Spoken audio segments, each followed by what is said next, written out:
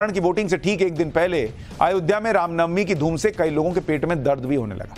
रामनवमी पर शोभा यात्रा निकाली जाती है, उससे भी कुछ सरकारें सुरक्षा का हवाला देकर रोकने की कोशिश करती है।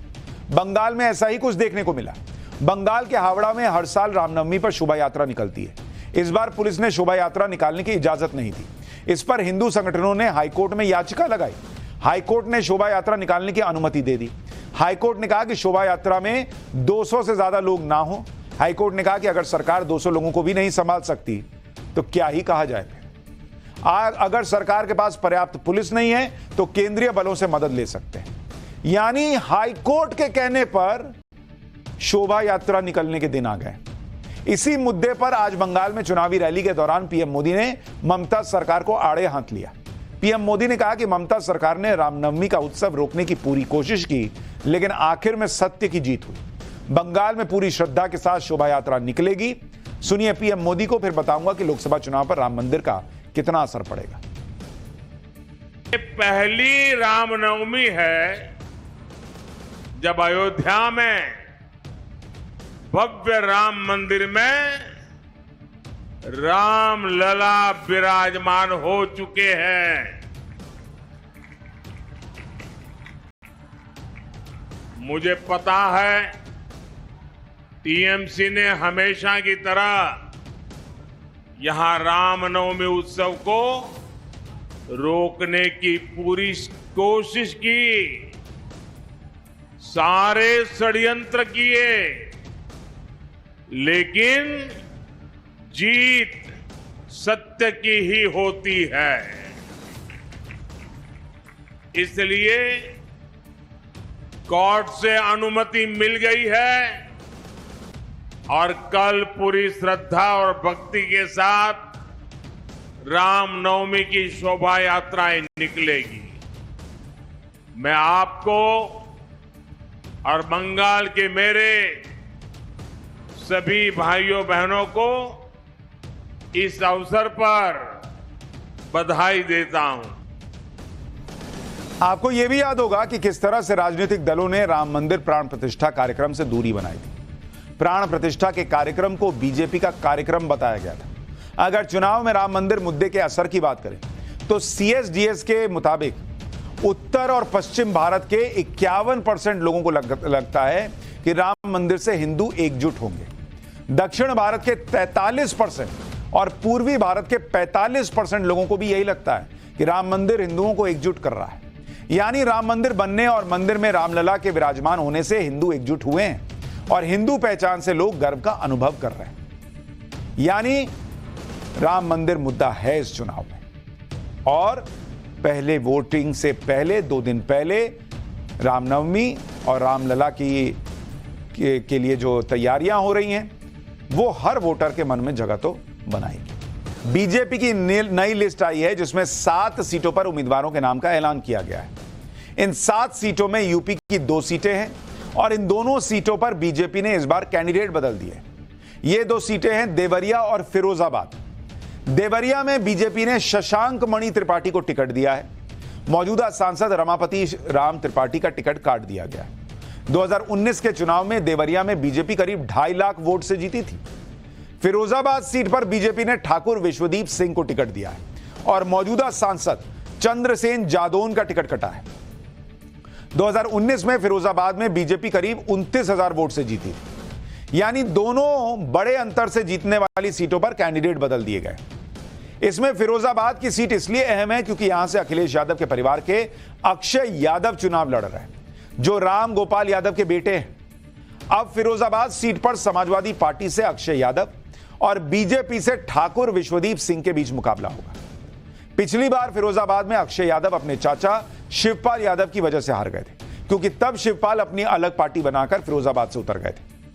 रिजल्ट यह रहा कि बीजेपी को करीब 4,95,000 वोट मिले, अक्षय यादव को 4,67,000 वोट मिले और शिवपाल को करीब 92,000 वोट मिले और बीजेपी ये सीट करीब 28,000 वोट के अंतर से जीत गई। लेकिन इस बार समाजवादी पार्टी को थोड़ी उम्मीद होगी, क्योंकि इस बार शिवपाल यादव समाजवादी पार्टी के साथ हैं और बीजेपी ने भी अपना कैंडिडेट बदल दिया है।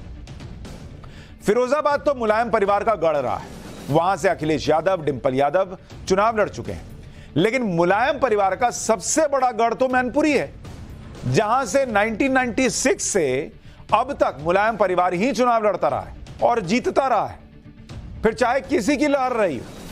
मैनपुरी से मुलायम सिंह यादव सांसद बनते थे। मुलायम सिंह के जाने के बाद अखिलेश की पत्नी डिंपल मैनपुरी से सांसद हैं और वही मैनपुरी से इस बार चुनाव भी लड़ रही हैं। आज डिंपल यादव ने मैनपुरी से नॉमिनेशन भरा। नॉमिनेशन के वक्त पूरा मुलायम परिवार मैनपुरी में मौजूद था। अखिलेश यादव, चाचा शिवपाल यादव, रामगोपाल यादव सब पहुंचे हुए थे। नॉमिनेशन के लिए सैफई में अपने घर से निकलने के बाद डिंपल यादव ने मुलायम सिंह यादव की समाधि पर फूल भी चढ़ाए। डिंपल यादव ने नॉमिनेशन से पहले मुलायम सिंह यादव को याद किया। वहीं अखिलेश यादव भी मैनपुरी सीट से अपने पिता मुलायम सिंह यादव का कनेक्शन बताने से नहीं चूके। पहले अखिलेश यादव को सुनिए, फिर बताता हूं कि मैनपुरी भले ही मुलायम परिवार का गढ़ हो, लेकिन यहां भी उनके लिए एक नई टेंशन खड़ी हो गई।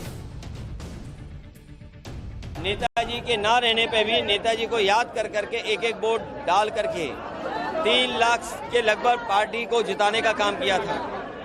जहां ये मैनपुरी की जनता रिकॉर्ड मतों से जिताने जा रही है, वहीं मैनपुरी का रिकॉर्ड मतों से जीतने के बाद मैनपुरी का मान सम्मान का चुनाव भी यहां की जनता समझ रही है। मैनपुरी सीट को लेकर अखिलेश को कॉन्फिडेंस होगा कि भाई ये सीट तो उनकी पत्नी डिंपल यादव निकाल ही लेंगे, लेकिन मैनपुरी में आज तक समाजवादी पार्टी एक बार भी नहीं हारी। खुद 3 बार तो मुलायम सिंह यादव सांसद रहे। मुलायम के बाद उपचुनाव में मैनपुरी से डिंपल यादव जीती।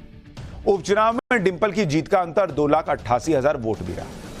लेकिन अखिलेश को मैनपुरी में भी टेंशन इसलिए होगी क्योंकि अचानक मायावती की पार्टी बीएसपी ने मैनपुरी सीट पर अपना कैंडिडेट बदल दिया। बीएसपी ने मैनपुरी से शिवप्रसाद यादव को टिकट दे दिया है। पहले मायावती ने यहां पर गुलशन शाक्य को कैंडिडेट बनाया था।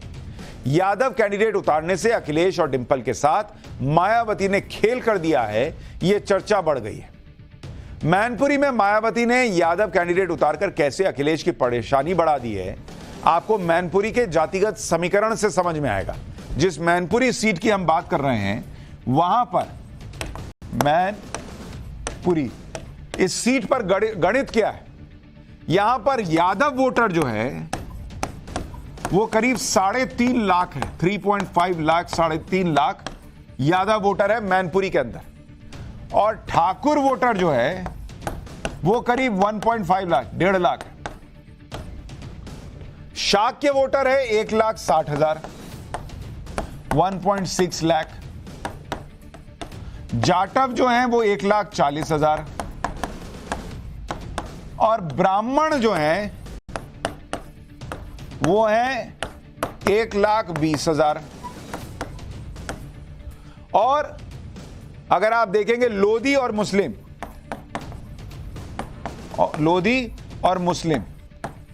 ये दोनों 1-1 लाख हैं। 1 लाख, 1 लाख, ये है मैनपुरी का जातिगत गणित। अब इससे अखिलेश की परेशानी यह होगी कि 2022 के उपचुनाव में डिंपल यादव सिंपैथी वोट में बड़े मार्जिन से तो जीत गई, लेकिन 2019 के चुनाव में खुद मुलायम सिंह सिर्फ 94,000 वोट से जीते थे, और वो भी तब उसमें बीएसपी का वोट भी शामिल था। जबकि 2014 में जब बीएसपी इस पर चुनाव लड़ी थी, तो 2014 का चुनाव अगर आप देखिएगा तो बीएसपी को करीब 1,42,000 वोट मिले थे। यानी बीएसपी का मैनपुरी में कोर वोट बैंक है, और इस बार जब बीएसपी ने यादव कैंडिडेट खड़ा किया है, तो यहां अगर अखिलेश यादव को डेंट लगा तो मैनपुरी में खेला हो जाएगा बॉस। ऐसे में मैनपुरी में डिंपल यादव की राह भी अब आसान नहीं रहेगी, यह अभी से चर्चा का विषय बन गया है। अखिलेश यादव को लग रहा है कि बीएसपी के यादव कैंडिडेट से कहीं डैमेज ना हो जाए, इसलिए बीएसपी के जिस कैंडिडेट का टिकट मायावती ने काटा, उसे समाजवादी पार्टी में शामिल करवाया गया। मैनपुरी में बीएसपी ने पहले गुलशन शाक्य को टिकट दिया था, लेकिन टिकट कटने के बाद गुलशन शाक्य अखिलेश यादव की मौजूदगी में समाजवादी पार्टी में शामिल हो गए। अखिलेश यादव ने बीएसपी के नए कैंडिडेट को बीजेपी की रणनीति का हिस्सा बता दिया। सुनिए बीएसपी के कैंडिडेट बदलने पर अखिलेश यादव क्या कह रहे हैं। जो बीएसपी के प्रत्याशी हैं वो बीजेपी के माध्यम से आए हैं, और बीएसपी ने जो प्रत्याशी काटा है तो साक्य समाज पूरा अपमानित महसूस कर रहा है। इस बार मैनपुरी का साक्य समाज का वोट एकजुट होकर के, और जो लड़ाई पीडीए की है और संविधान बचाने की, अपने वोट के अधिकार को बचाने की, उसको बचाने के लिए वोट समाजवादी पार्टी के पक्ष में करेंगे। अच्छा, इन्होंने यादव को टिकट दिया, डिंपल यादव तो यादव समाज से ही हैं, उनको टिकट दिया तब शाक्य समाज जो है वो अपमानित नहीं हुआ था। मायावती ने शाक्य समाज के कैंडिडेट को हटाकर यादव को टिकट दे दिया तो शाक्य समाज अपमानित हो गया। और ये 10 जगह अखिलेश यादव 10 जगह कैंडिडेट अपना बदले तो जहां जहां बदले वहां वो समाज अपमानित हुआ कि नहीं हुआ। लेकिन पॉलिटिक्स है, डर लगने लगा है कि कहीं वो यादव वोट बट गया तो चलो कम से कम शाक्य वोट ही मिल जाए। इधर अखिलेश यादव टेंशन में है, उधर सीएम योगी धमाधम प्रचार कर रहे हैं। यूपी में बीजेपी के क्लीन स्वीप के लिए सीएम योगी ताबड़तोड़ रैलियों में जुटे हैं। सीएम योगी आदित्यनाथ आज सहारनपुर पहुंचे, जहां उन्होंने करीब 2 किलोमीटर लंबा रोड शो किया। योगी के रोड शो के दौरान सड़क के दोनों तरफ लोगों की भारी भीड़ जुटी नजर आई। बीजेपी का झंडा लहरा रहे लोग जय श्री राम के जयकारे और योगी के समर्थन में नारेबाजी करते हुए सुनाई दिए। यूपी में बीजेपी का मामला तो फिट दिख रहा है। सिर्फ 2 सीटें बची हैं जहां पर बीजेपी ने अब भी अपने कैंडिडेट के नाम का ऐलान नहीं किया, और ये 2 सीटें हैं बृजभूषण शरण सिंह की सीट कैसरगंज और गांधी परिवार की सीट रायबरेली। इन दोनों सीटों पर कैंडिडेट के नाम के ऐलान की इतनी देरी क्यों हो रही है, उसका कारण यही माना जा रहा है कि कैसरगंज में बृजभूषण को टिकट देने को लेकर देरी में ही पश्चिमी यूपी और हरियाणा के जाट फैक्टर को देखा जा रहा है। बीजेपी यह नहीं चाहती कि एक सीट की वजह से पूरे हरियाणा और पश्चिमी यूपी की सीटों पर असर पड़ जाए। इसलिए बृजभूषण भले ही टिकट को लेकर आश्वस्त दिख रहे हैं, लेकिन बीजेपी ने अभी उनके टिकट को लटका कर रखा हुआ है। कैसरगंज में 5वें चरण में यानी 20 मई को वोटिंग है, इसलिए बीजेपी के पास अभी बहुत टाइम है। उधर रायबरेली में बीजेपी इस बात का इंतजार कर रही है कि गांधी परिवार का कोई सदस्य चुनाव में उतरता है या नहीं।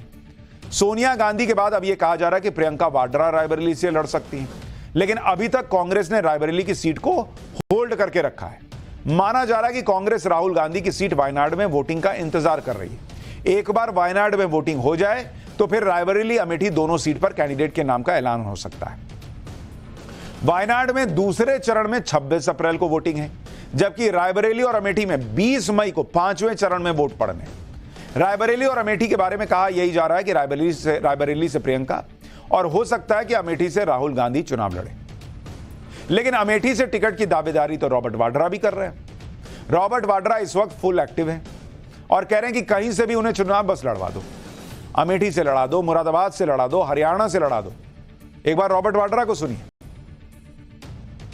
पूरे देश से पुकार आ रही है कि आप सक्रिय राजनीति में आइए, और ज़रूर अगर कांग्रेस को लगेगा कि मैं कुछ फर्क ला सकता हूं, या जो भी क्षेत्र में प्रगति की उनको लगेगा कि मैं कुछ फर्क ला सकता हूं या प्रगति वहां ला सकता हूं, तो ज़रूर मैं आऊँगा। पर ये नहीं है कि अमेठी से, मुरादाबाद से भी है और हरियाणा से भी अलग अलग लोग मेरी विनती कर रहे हैं कि मैं सक्रिय राजनीति में आऊँ और उनके क्षेत्र को चुनूं। रायबरेली, अमेठी, कैसरगंज के अलावा इस चुनाव की कई और सीटें हैं जिन पर सभी की नजर रहेगी, क्योंकि यहां मुकाबला परिवारों के बीच में।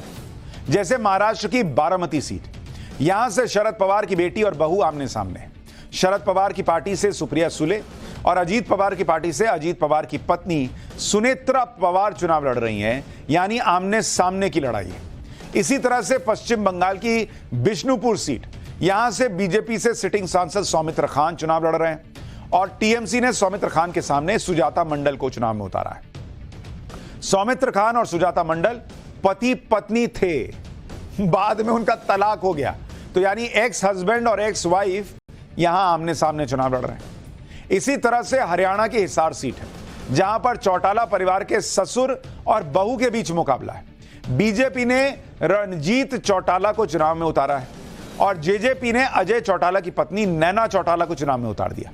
रणजीत चौटाला अजय चौटाला के चाचा हैं। इस सीट पर आईएनएलडी से चौटाला परिवार की सुनैना चौटाला भी चुनाव लड़ रही है। आंध्र प्रदेश में कडप्पा सीट है, कटप्पा नहीं कडप्पा, जहां से कांग्रेस की वाईएस शर्मिला चुनाव लड़ रही। शर्मिला के सगे भाई जगनमोहन रेड्डी आंध्र प्रदेश के सीएम हैं और इस सीट पर जगनमोहन की पार्टी से जगनमोहन के चचेरे भाई वाईएस अविनाश रेड्डी चुनाव लड़ रहे हैं, यानी यहां मुकाबला भाई बहन के बीच है। पारिवारिक सीटों में एक सीट एमपी के गुना की भी है, जो सिंधिया परिवार का गढ़ रही है। आज इस सीट से ज्योतिरादित्य सिंधिया ने अपना नामांकन भरा। नामांकन से पहले ज्योतिरादित्य सिंधिया ने पूजा पाठ किया, उसके बाद रोड शो किया जिसमें एमपी के मौजूदा सीएम मोहन यादव और पूर्व सीएम शिवराज सिंह चौहान शामिल हुए। ज्योतिरादित्य सिंधिया कई गाड़ियों के काफिले के साथ नामांकन भरने पहुंचे। समर्थकों ने बुलडोजर पर चढ़कर फूल बरसाए। ये देखिए, शॉट्स देखिए जरा, बुलडोजर से फूल बरसाए जा रहे हैं। गुना लोकसभा का गणित भी आपको बताता हूं, यह सीट सिंधिया परिवार का गढ़ रही है। 2019 में यहां से बीजेपी के कृष्णपाल सिंह यादव जीते थे और कांग्रेस से लड़ते हुए ज्योतिरादित्य सिंधिया 1,25,000 वोट के अंतर से हार गए थे। 2014 में ज्योतिरादित्य सिंधिया इसी सीट पर 1,20,000 वोट के अंतर से जीते थे। आजादी के बाद से गुना में हुए 19 लोकसभा चुनाव में से 14 में सिंधिया परिवार की ही जीत हुई है। चुनाव से जुड़ी इन बड़ी खबरों के बीच अयोध्या में कुछ ऐसा हो रहा है जिससे चुनावों का माहौल अलग हो जाएगा।